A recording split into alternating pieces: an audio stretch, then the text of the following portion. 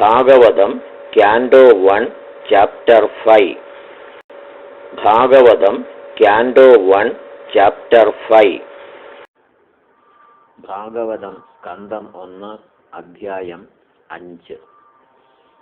സൂത ഉവാച അഥ തം സുഖമാസീന ഉപാസീനം ബൃഹച്ഛ്രവാഃ ദേവർഷി പ്രാഹ വിപ്രർഷിം വീണാപാണിസ്മയന്നിവ.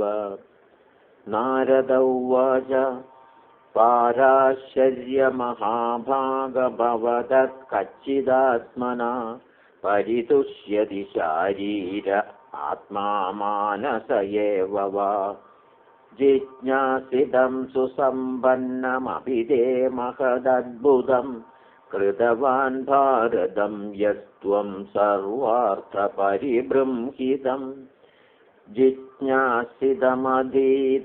ച യത്തദ്ബ്രഹ്മസനാതനം അഥാപി ശോചസ്യാത്മാനമകൃതാർത്ഥ ഇവ പ്രഭോ. വ്യാസ ഉവാച അസ്ത്യേവ മേ സർവമിദം ത്വയോക്തം തഥാവിനാത്മാ പരിതുഷ്യതേ മേ. തന്മൂലമവ്യക്തമഗാധബോധം പൃച്ഛാമഹേ ത്വാത്മഭവാത്മഭൂതം. സ വൈ ഭവാൻ വേദ സമസ്തഗുഹ്യമുപാസിതോ യത്പുരുഷഃ പുരാണഃ പരാവരേശോ മനസൈവ വിശ്വം സൃജത്യവത്യതിഗുണൈരസംഗഃ. ത്വം പര്യടന്നർക്ക ഇവ ത്രിലോകീമന്ധശ്ചരോ വായുരിവാത്മസാക്ഷി. പരാവരേ ബ്രഹ്മണി ധർമ്മദോ വൃതൈസ്തനാദസ്യ മേ ന്യൂനമലം വിചക്ഷ്വ. ശ്രീനാരദ ഉവാച ഭവതാനുദിതപ്രായം യശോ ഭഗവതോ മലം യേനൈവാസൗ ന തുഷ്യേദമന്യേ തദ്ദർശനം കിലം. യഥാ ധർമാദയശ്ചാർഥാ മുനിവർയാനുകീർത്തിതാഃ ന തഥാ വാസുദേവസ്യ മഹിമാ ഹ്യനുവർണിതഃ. ന യദ്വചശ്ചിത്രപദം ഹരേർയശോ ജഗത്പവിത്രം പ്രഗൃഹീത കർഹിചിത്. തദ്വായസം തീർത്ഥമുശന്തി മാനസാ ന യത്ര ഹംസാ നിരമന്ത്യുശിക്ഷയാഃ.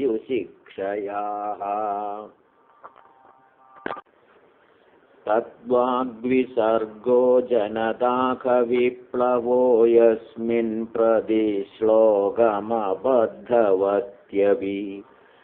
നാമാന്യനന്ദസ്യ യശോംഗിതാനി യച്ഛൃണ്വന്തി ഗായന്തി ഗൃണന്തി സാധവഃ. നൈഷ്കർമ്മ്യമപ്യച്യുതഭാവവർജിതം ന ശോഭതേ ജ്ഞാനമലം നിരഞ്ജനം. കുതഃ പുനഃ ശശ്വതഭദ്രമീശ്വരേണ ചാർപ്പിതം കർമ്മ യദപ്യകാരണം. അധോ മഹാഭാഗഭവാനമോഘദൃക്ശുചിശ്രവാ സത്യരഥോ ധൃതവ്രതഃ. ഉരുക്രമസ്യാഖില ബന്ധമുക്തയേ സമാധിനാനുസ്മര തദ്വിചേഷ്ടിതം. തദോന്യഥാ കിഞ്ചന യദ്വിവക്ഷത പൃഥക് ദൃശസ്തത്കൃതരൂപനാമഭിഃ. ന കുത്രചിത് ക്വാപി ച ദുസ്ഥിതാ മതിർലഭേദവാദാഹതനൗരിവാസ്പദം. ജുഗുപ്സിതം ധർമ്മകൃതേനുശാസതസ്വഭാവരക്തസ്യ മഹാൻ വ്യതിക്രമഃ. യദ്വാക്യതോ ധർമ്മ ഇതീതരസ്ഥിതോ ന മന്യതേ തസ്യ നിവാരണം ജനഃ. വിചക്ഷണോസ്യാർഹതി വേദിതും വിഭോരനന്ദപാരസ്യ നിവൃത്തിതഃ സുഖം.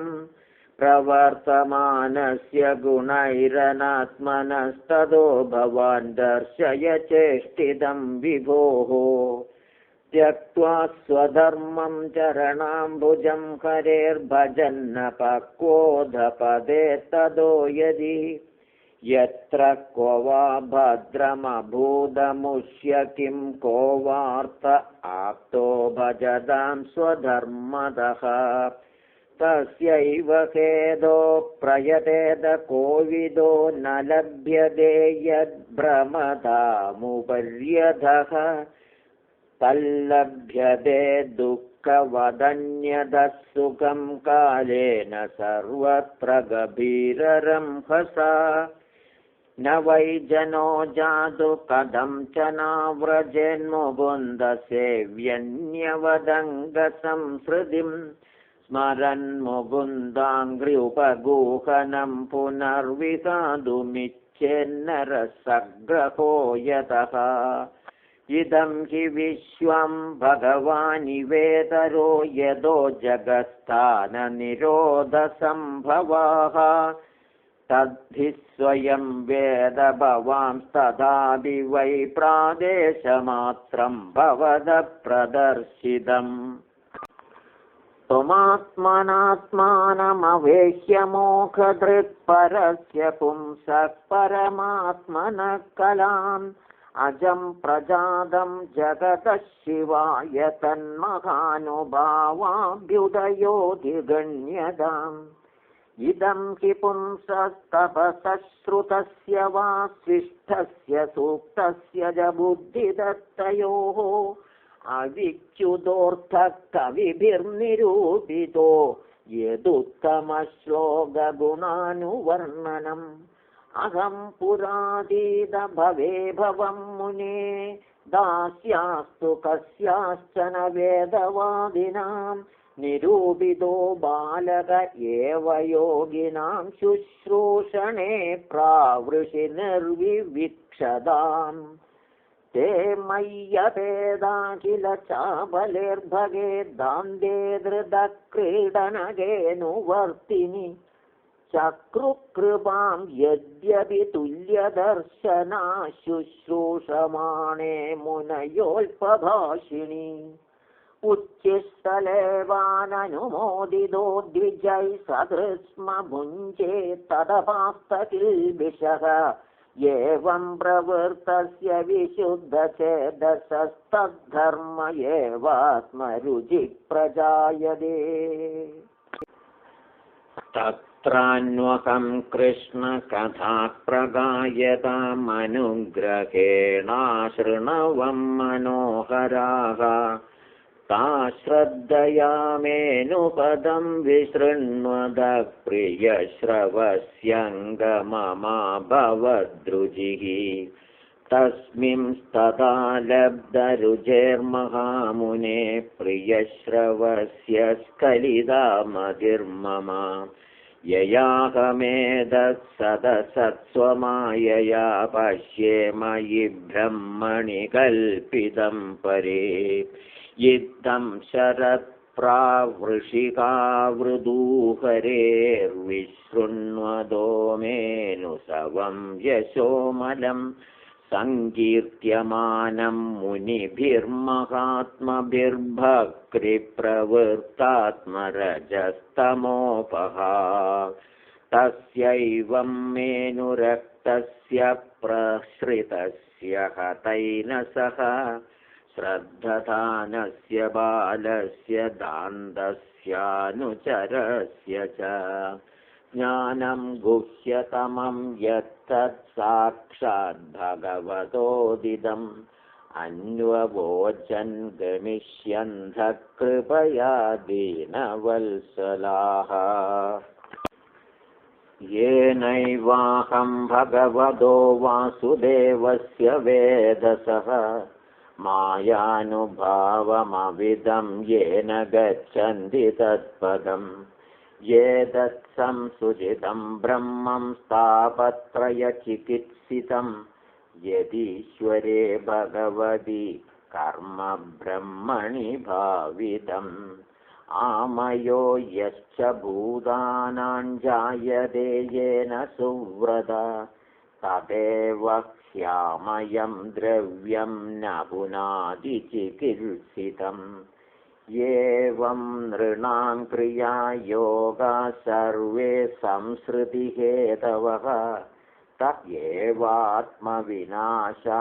कल्पन्ते कल्पिता परे यदत्र क्रियते कर्म भगवत्परितोषणं ज्ञानं यत्तदधीनं हि भक्तियोगसमन्वितम् कुर्वाणा यत्र कर्माणि भगवच्छिक्षया सकृदृणन्ति गुणनामानि कृष्णस्यानुस्मरन्ति च नमो भगवते तुभ्यं वासुदेवाय धीमहि प्रद्युम्नाय निरुद्धाय नमः संघर्षणाय च इति मूर्त्यभिधानेन मन्त्रमूर्तिममूर्तिकं यजते यज्ञपुरुषं स सम्यग् दर्शनः पुमान् इमं स्वनिगमं ब्रह्मन्न वेत्त्यमदनुष्ठितम् अदान्मे ज्ञानमैश्वर्यं स्वस्मिन् भावं च केशवः त्वमप्यदभ्रश्रुतविश्रुतं विभो समाप्यते येन विदाम्बुबुत्सितं प्रख्याहि दुःखैर्मुहुरर्दितात्मनां संक्लेशनिर्वाणमुशन्ति नान्यथा इति श्रीमद्भागवते महापुराणे पारमहंस्यां संहितायां प्रथमस्कन्धे व्यासनारदसंवादे पञ्चमोऽध्यायः।